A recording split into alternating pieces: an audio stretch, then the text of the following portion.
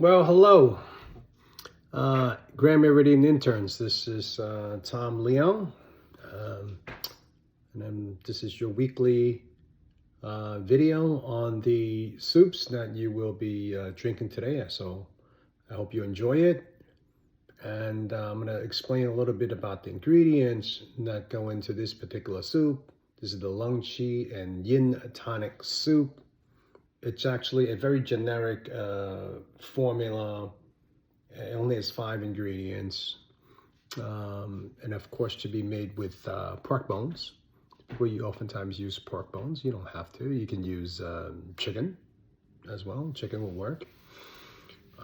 It's up to you, but definitely with some sort of bone and some sort of protein bones is important.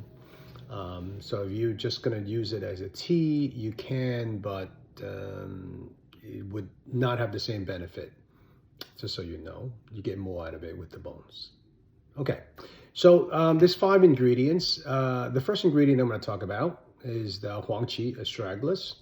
This is a very common ingredient and probably the best known herb for tonifying qi. We like to use it a lot because of the taste. It doesn't really taste bad.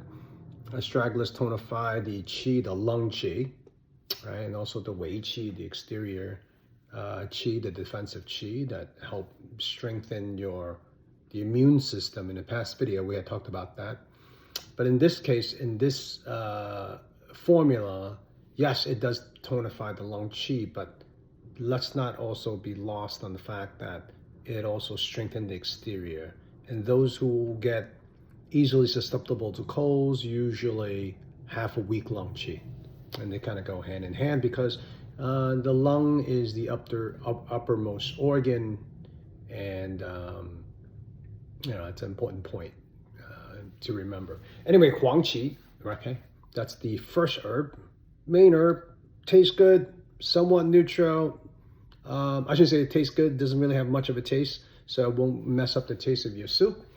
Very common ingredient. The second ingredient is Shen, Colenopsis. This is also a very common herb that we use to make soup.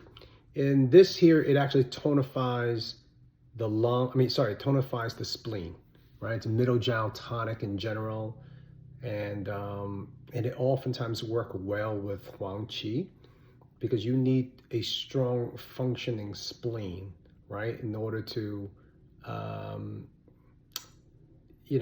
to build up the fluids as well.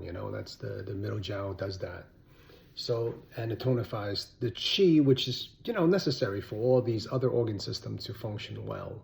So, and you may think, why Dang Shen and not Ren Shen or Xiang Shen? Dang Shen is actually a very, very common substitute for Ren Shen. And I had alluded to in past videos, Ren Shen's oftentimes, one, it tastes very herby, and 2, it's very warming and, maybe too warming and too young for some folks.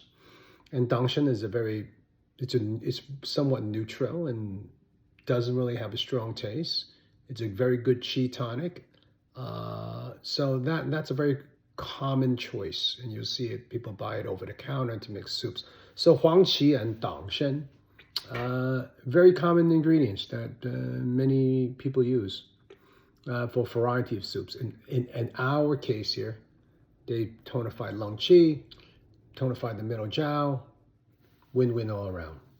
The third ingredient is the Xing Ren. This is the Nan Xing Ren, not the regular Xing Ren, which is the Gou Qi Zi, the bitter.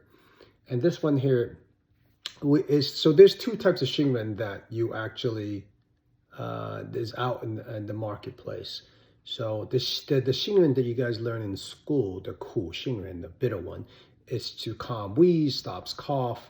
This one here, the Nan Xing Ren, which is the Nan means southern version, actually help moistens the lungs. So, and this one here is not toxic in any way. You can use it liberally, and people actually even make desserts with it. So, and it has a nice taste. So when you're making soups that want to moisten the lungs, you definitely want to use the Nan Xing, not the regular Xing Ren, which is actually bitter. Sometimes we call it Gou Qi Ren. The fourth ingredient is Gou Qi Zi, or the goji berries, right? You've seen this in almost seemingly every other soup formula recipe that we have. We use Gou Qi Zi. Gou Qi Zi in this instance is actually a very, very awesome choice. One of the reasons why it is a kidney tonic, and as we already know and alluded to in previous videos, Gou Qi Zi is the source of the yin is in the kidneys, and Gou Qi Zi can tonify the kidney yin, right? So the kidney yin, actually the kidneys provide yin to the other organs, including the lung. So especially for older folks, this is almost a must. When you tonify yin, you should be tonifying kidney yin. Gou Qi Zi will do that. Not to mention that Gou Qi Zi actually tastes very good, so that's something not to be lost in all this. Tastes good, has essence, nourishes the blood, right? Nourishes the yin, liver and kidney, yin and blood, and essence, brightens the eyes. These are all benefits, right? I mean, at the end of the day, who most likely will be drinking this type of tonic soup? It could be a variety of people, but I'm willing to bet that many of them are generally the older folks, all right? And older folks, as kidney function declines in older folks, so Gou Qi Zi, important. Now, can you swap other herbs in there that also tonify kidneys and also taste good? Sure, you can do that. But Gou Qi Zi is probably the top of the list for many people, right, that put together these types of soup. The last ingredient is the Bai Mu Er. The Bai Mu Er, or Yin Er, is another name for it. This is tremella mushroom.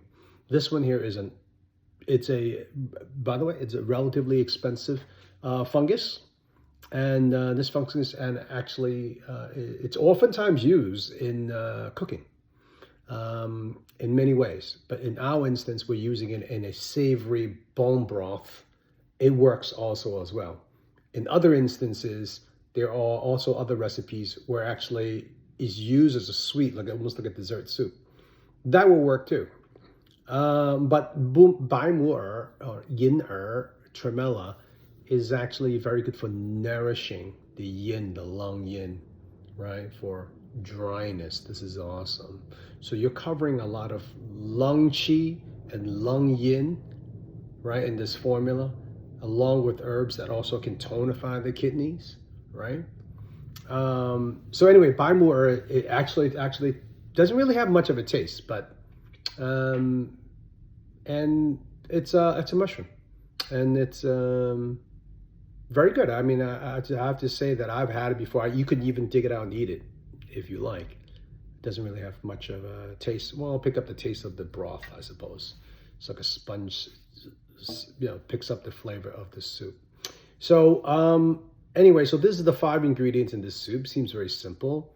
So you, as a future practitioner, when you make recommendations to your patient, you can switch it up and put different ingredients in there. But keep in mind the focus when you're doing a lung qi yin and tonic soup. You always should have herbs that tonify kidneys. At least 1 or 2 herbs in there. In this case, we'll have 1. Not actually, because the source of the yin is in the kidneys. So not just focus on the lung yin and lung qi. Okay, so this is it. I hope it was helpful to you. Make sure you look at the herbs, and they're numbered. There should be a number for you, and then so you have an idea when I talk about the herbs, you know which herbs I'm referencing to. Okay, enjoy.